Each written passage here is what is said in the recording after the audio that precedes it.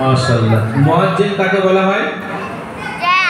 যিনি আজান দেন, যিনি আজান দেন তিনি মুয়াজ্জিন, তাই তো? মুয়াজ্জিন ডাকে কেন? আজান দেন, তাই না? আজান দেন কেন? মসজিদে নামাজ পড়ার জন্য ডাকেন, তাই না?